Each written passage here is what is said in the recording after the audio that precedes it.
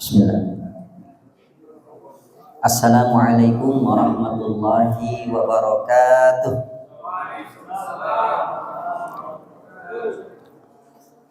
Alhamdulillahirabbil alamin wassalatu wassalamu ala asyrafil anbiya'i wal mursalin wa ala alihi wa sahbihi ajma'in wa man tabi'ahum bi ihsanin ila yaumiddin. Amma ba'd. Para hadirin dan hadirat jamaah sekalian yang dirahmati Allah Subhanahu wa taala. Apa kabarnya pagi ini? Alhamdulillah. Alhamdulillah, selalu kita haturkan puji dan syukur kita kepada Allah atas segala limpahan nikmat dan rahmatnya, sehingga sampai detik ini Allah masih memperkenankan kita untuk hadir di tempat yang mulia ini, majelis ilmu. Tempat yang Allah turunkan ketenangan bagi mereka yang ada di dalamnya, tempat yang Allah limpahkan rahmat kepada orang-orangnya, tempat yang dikelilingi oleh malaikat yang mulia, dan Allah berbangga-bangga dengan orang-orang yang ada di majelis ilmu. Semoga Allah Subhanahu wa taala memberikan kepada kita keutamaan-keutamaan ini yang terkumpul dalam hadis Nabi sallallahu alaihi wasallam, majtama'a qaumun fi baitin min buyutillah yatluna kitaballah wa yatadarasunahu bainahum illa nazalat alaihimus sakinah wa ghasyiyatuhumur rahmah wa hafathumul malaikah wa dzakarahumullahu fi man indah. Tidaklah berkumpul satu kaum di salah satu rumah Allah Subhanahu wa taala, mereka membaca Al-Quran dan mempelajari Al-Quran, kecuali Allah berikan 4 hal kepada mereka. Yang pertama, Allah turunkan ketenangan dalam hatinya. Yang kedua, Allah limpahkan rahmat kepadanya. Kemudian yang ketiga, malaikat-malaikat hadir mengelilingi kita. Kemudian yang terakhir, Allah berbangga-bangga dengan orang-orang yang hadir di majelis ilmu. Mudah-mudahan kita termasuk dalam hadis ini, amin ya rabbal alamin. Para hadirin dan hadirat yang dirahmati Allah Subhanahu wa taala, pada kesempatan kali ini tidak terasa sebentar lagi Ramadan, betul? Tidak terasa sekitar 19 hari lagi mungkin Ramadan menyapa kita.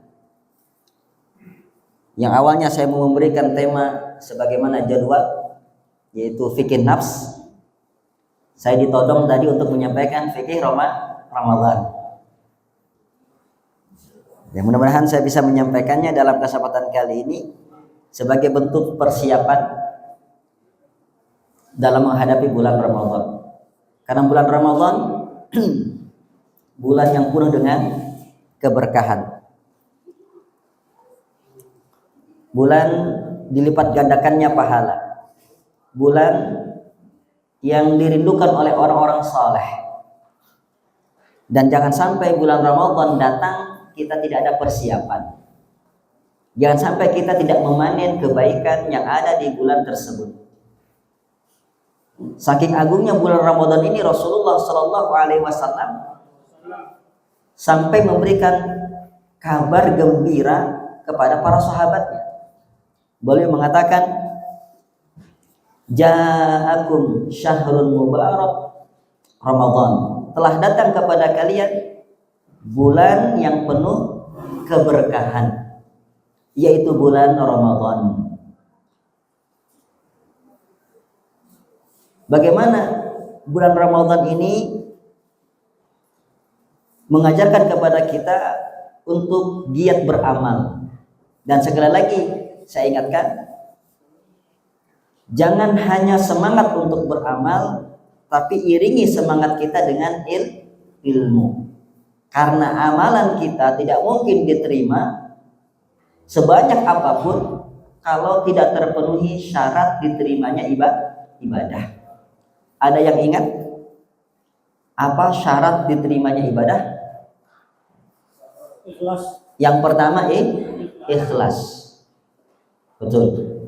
Jadi ibadah kita bukan karena mengharap pujian orang, bukan karena materi dunia, tapi murni mengharap ridho Allah. mengharap pahala Allah Subhanahu wa taala.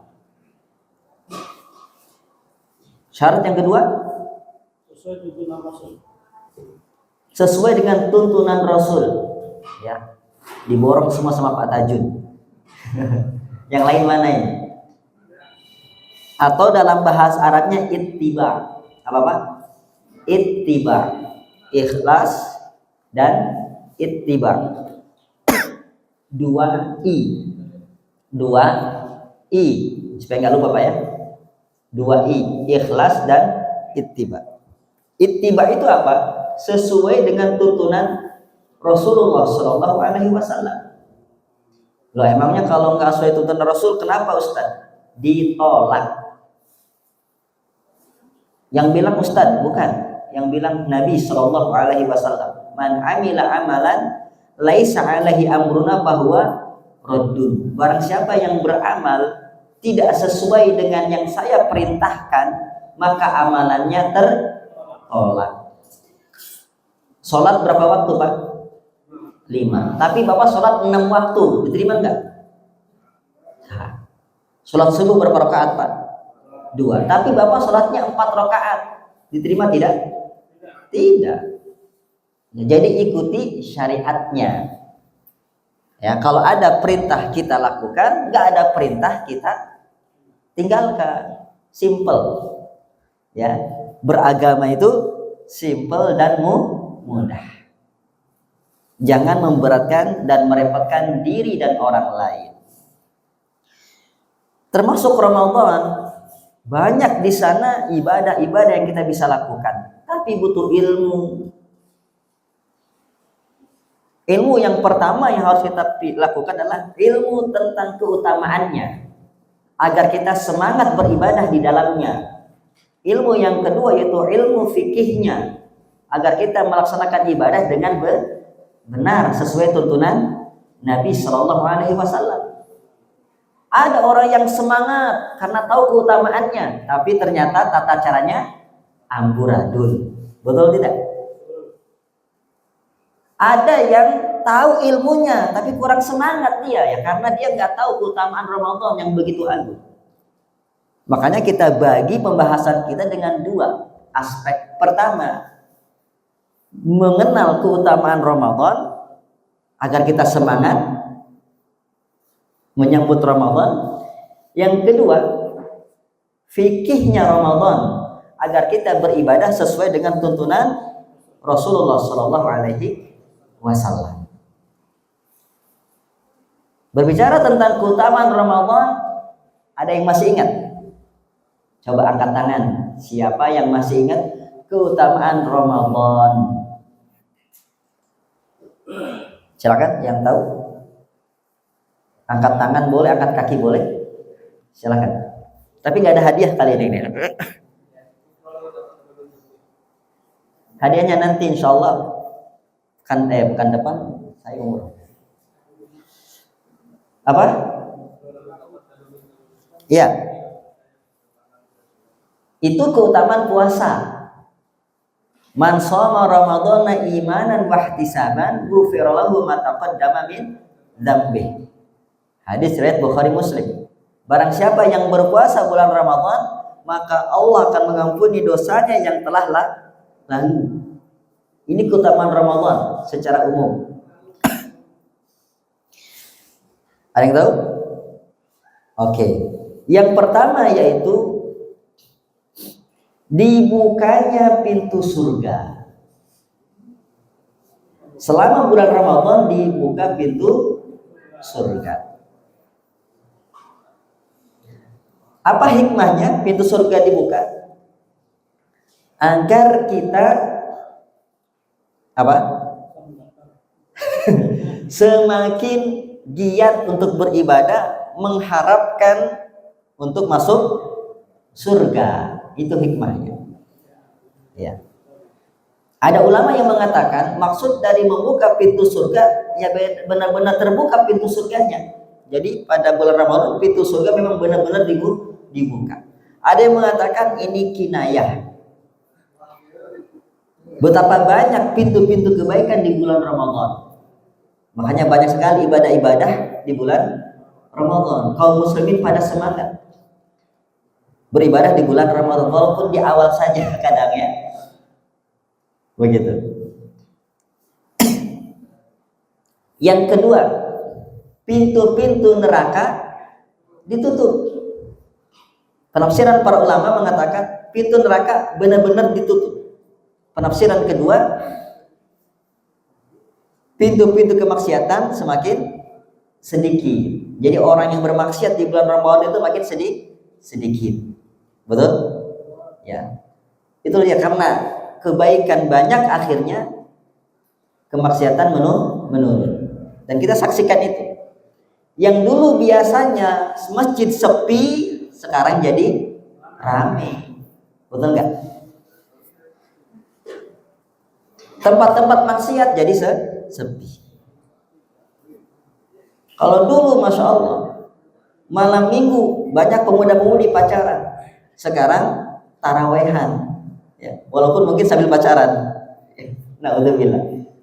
Jadi kemaksiatan semakin menurun. Itu penafsiran kedua. Kemudian keutamaan yang ketiga apa?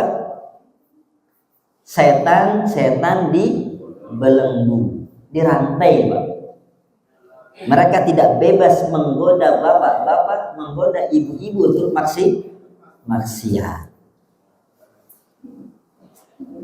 Ada yang menafsirkan semakin sedikit maksiat karena godaan setan semakin terbatas. Ini dia 3 keutamaan bulan Ramadan yang tercakup dalam sabda Nabi Shallallahu Alaihi Wasallam, "Idza jaa Ramadan, futihat abwabul jannah, wa ghulqat abwabun nar, wa sufidatis syayatin." Apabila datang bulan Ramadan, maka pintu-pintu surga dibuka, pintu-pintu neraka ditutup, dan setan-setan dibelenggu. Ustaz, tapi kenapa kita masih melihat ada orang yang maksiat di bulan Ramadan?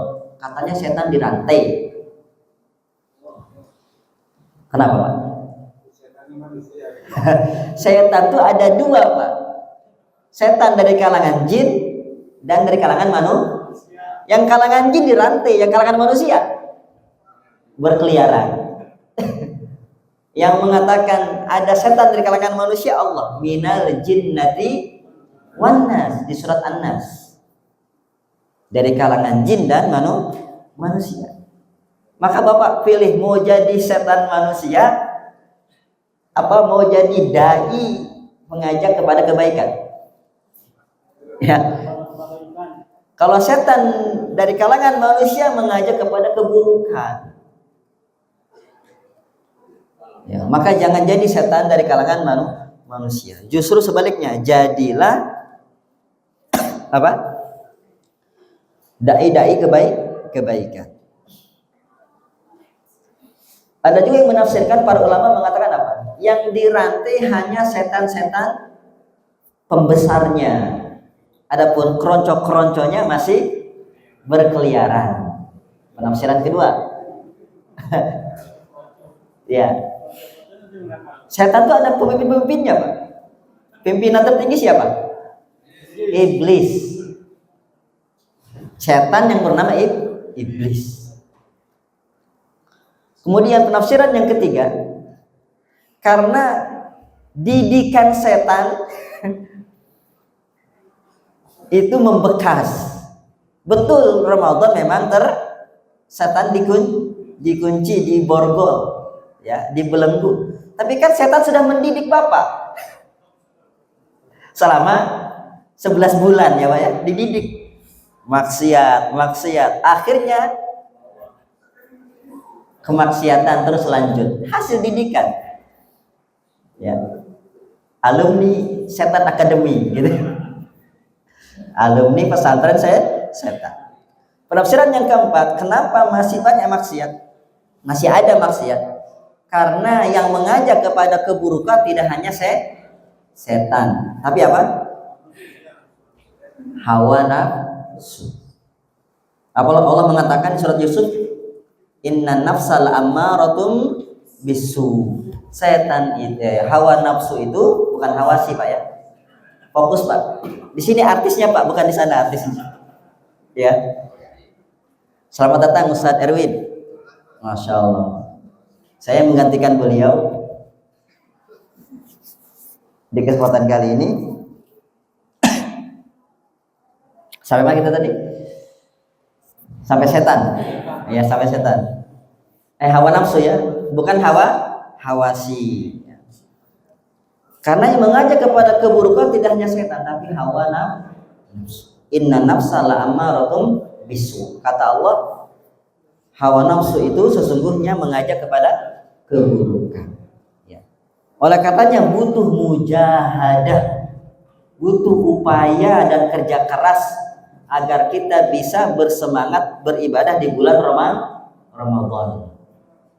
Kekuatan terbaik bagi seorang muslim terkadang ya bukan dari kawannya, bukan dari ustadznya, tapi dari hatinya. Hati Pak.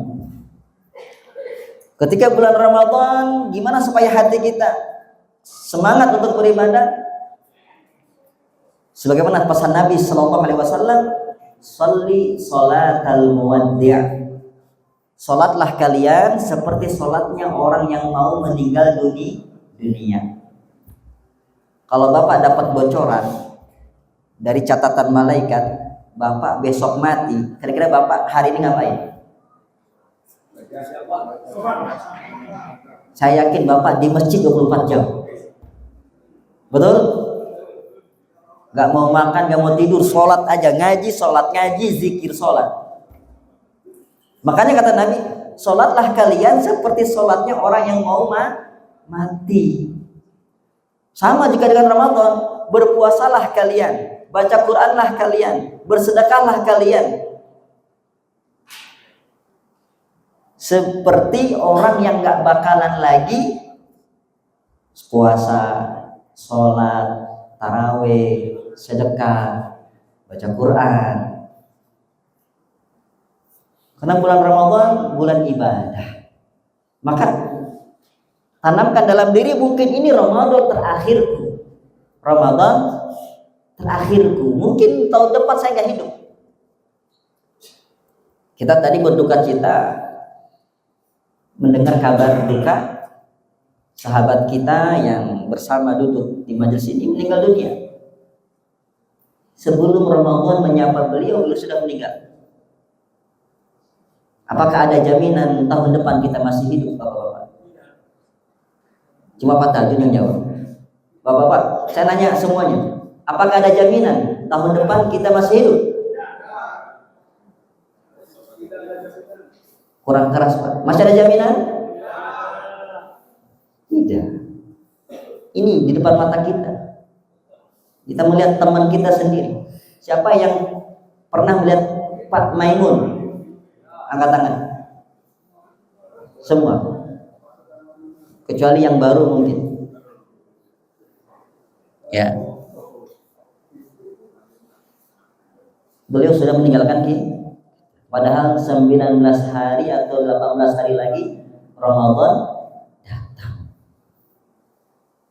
Oleh karenanya jadikan Ramadan ini Ramadan terakhir. Nggak ada jaminan Bapak. Yang muda, yang tua, maut tidak mengenal usia, tidak mengenal kondisi. Mau kita muda, mau kita tua, fa idza jaa ajaluhum la yastakhiruna sa'atan wa la yastaqdimun. Kalau ajal sudah datang, maka tidak ada yang bisa menunda, tidak ada yang bisa memajukan.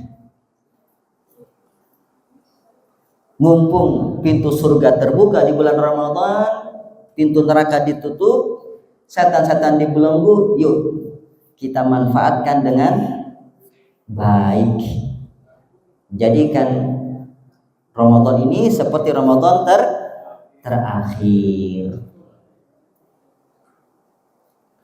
Kemudian di antara keutamaan bulan Ramadan, setiap malam bulan Ramadan ada panggilan dari langit.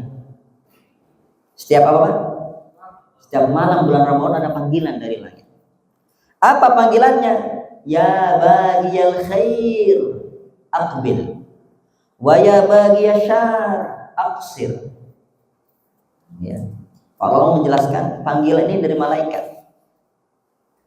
Wahai orang-orang yang mencari kebaikan, datanglah. Wahai orang-orang yang mencari kemaksiatan, berhentilah. Bayangkan, malaikat harus turun tangan manggil Bapak.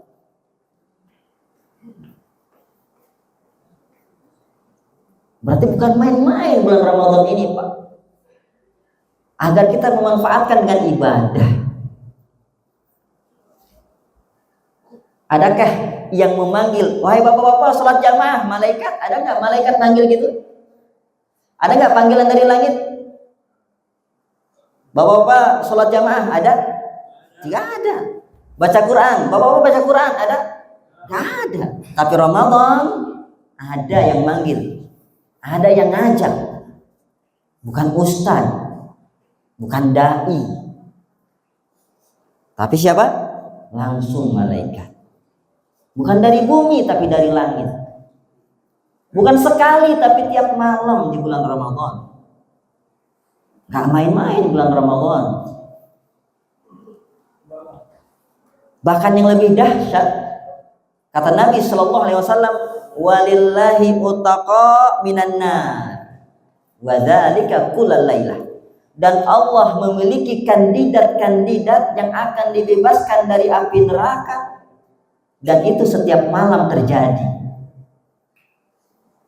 Masya Allah. Mau nggak Bapak diselamatkan dari api neraka? Mau nggak Bapak dimasukkan ke dalam surga? Ramadan kesempatan. Adakah nama-nama kita tercantum di antara daftar list orang-orang yang Allah bakal bebaskan dari api neraka? Mudah-mudahan kita semua masuk ke dalam list tersebut. Amin ya rabbal alamin. Setiap malam, Pak. Jangan sampai selama sebulan, 29 hari atau 30 hari nggak ada satupun nama kita di orang-orang yang dibebaskan dari api neraka. Makanya pantaskan diri kita agar kita termasuk orang-orang yang dibebaskan dari api neraka. Itulah dia kesuksesan hakiki. Banyak orang menilai sukses kalau banyak harta, betul? Kalau tinggi jabatan, betul? Salah. Sukses itu apa yang Allah katakan dalam ayatnya? Faman zuhziha 'anil nar wa udkhilal jannah faqad faz.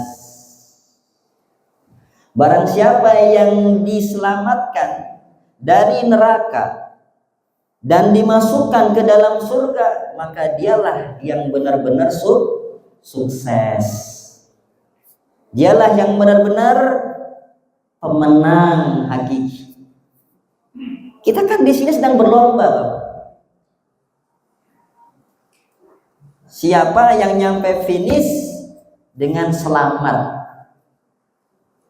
Bukan dengan cepat, dengan selamat, Pak. Ada Pak Selamat di sini? Masya Allah. Nama adalah doa. Semoga selamat dunia akhirat, Pak. Iya. Ada yang namanya Ramadan di sini? Nggak ada ya. Biasanya orang yang lahir di Ramadan dinamai nama Ramadan. Ya. Saya punya teman namanya Ramadan. Berapa teman saya Ramadan? Banyak. Itu dia kesuksesan hakiki, Bapak. Dan inilah peluang kesuksesan ya, di bulan Ramadan. Kemudian keutamaan yang lain yang sangat agung di bulan Ramadan. Ramadan itu bulan terbaik. Sepakat, Pak? Sepakat? Bulan penuh berkah. Sepakat? Dan ternyata di bulan Ramadan ada satu malam yang lebih baik daripada 1000 bulan. 1000 bulan. Malam apa itu? Ya, yaitu Lailatul Qadar. Pak, Bapak mungkin dulu pas muda pernah naksir namanya Mbak Laila, betul? Pengen menikahi Mbak Laila, betul? Tapi gak dapat. Gak apa-apa, itu makhluk. Gak apa-apa, itu bisa digantikan dengan yang lain. Tapi Lailatul Qadar gak tergantikan. Dan hanya terjadi satu malam. Yang mana kata Allah, Lailatul Qadar khairun min alfi syahr. Saking agungnya malam ini, Pak, sampai satu surat namanya surat Al-Qadar. Saking agungnya malam ini, Pak, sampai Al-Quran diturunkan di malam Lailatul Qadar. Saking agungnya malam ini, Pak, sampai Allah menentukan takdir tahunan di malam Lailatul Qadar. Nah, kita kok nggak sadar itu, Pak. Padahal Rasulullah sudah ngasih bocoran kapan Lailatul Qadar itu terjadi. Di malam apa, Pak? Malam ganjil. Ya. Tapi masih kita kalah dengan kebutuhan lebaran. Betul? Betul masalah? Baju baru, betul nggak? Kue, ibu-ibu hati-hati. Mumpung belum Ramadan, siapkan dari sekarang. Siapa yang istrinya ngomong sekarang ke suaminya, Mas, beri baju lebaran sekarang agar nanti di 10 terakhir kita bisa fokus mencari Lailatul Qadar. Ada? Ada enggak? Enggak ada. Berarti cuma istri saya, Pak, ya.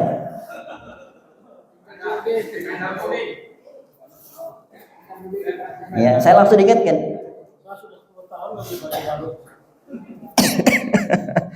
Abi beli baju sekarang katanya. Allah musta'an. Butuh strategi, Pak. Siapkan dari sekarang, Pak. Lailatul Qadar, malam yang lebih baik, bukan sama dengan, Pak, lebih baik daripada 1000 bulan. Supaya mendapatkan Lailatul Qadar yang berada di 10 terakhir Ramadan, di awal Ramadan kita harus sudah siap. Bahkan seharusnya 1 bulan sebelum Ramadan kita harus siap. Bahkan kata orang lain 2 bulan, 3 bulan, 4 bulan harus siap-siap. Di antara persiapan seorang muslim adalah berdoa. Apa doanya, Pak? Allahumma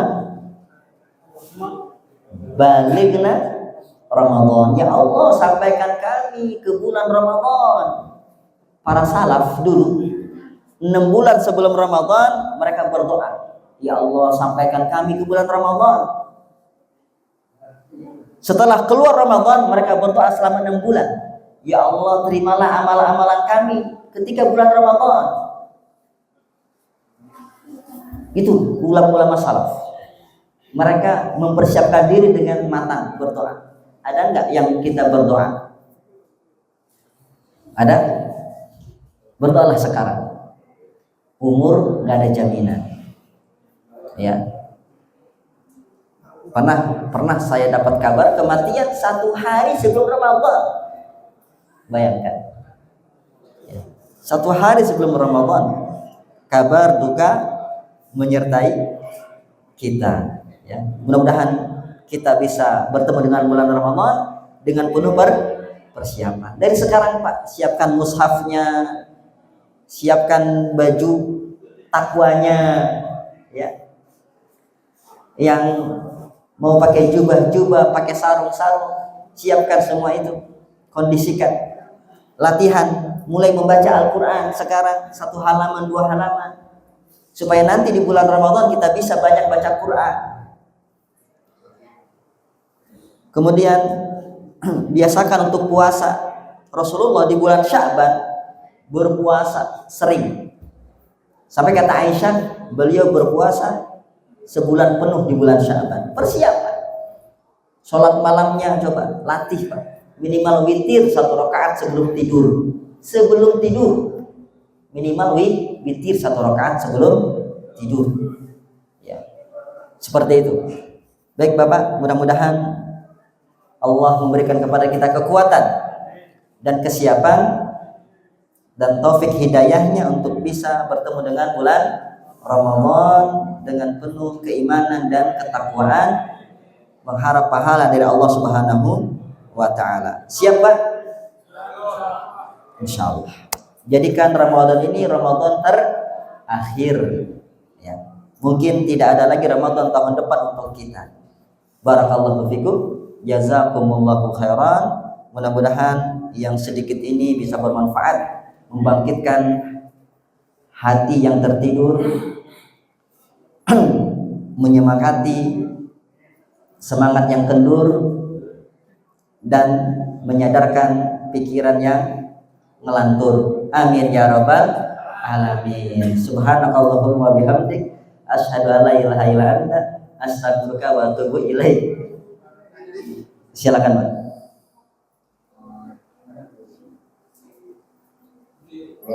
Assalamualaikum. Waalaikumsalam warahmatullahi wabarakatuh. Ini tadi Ustaz menerangkan bahwa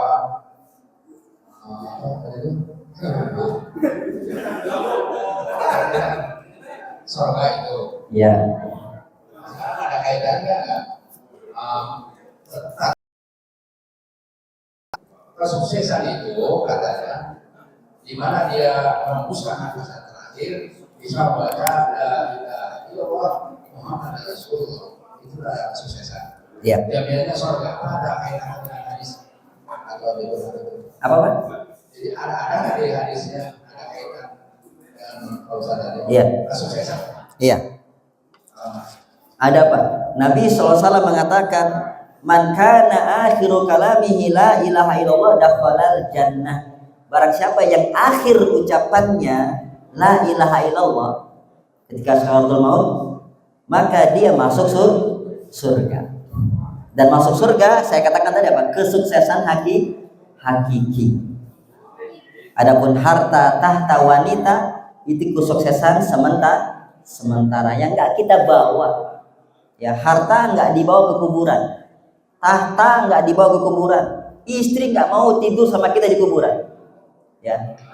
Tapi amal kita yang bersama kita.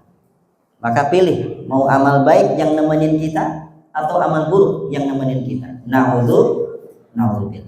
Ada sangat erat kali kaitannya. Dan ini mengajarkan kepada kita untuk menjaga tauhid. Tadi ikhlas. Jangan sampai ibadah-ibadah kita bukan karena Allah, bukan untuk Allah. Ya, ibadah kita adalah karena Allah dan untuk Allah. Barakallahu fikum. Jazakumullahu khairan. Assalamualaikum warahmatullahi wabarakatuh. Waalaikumsalam warahmatullahi wabarakatuh.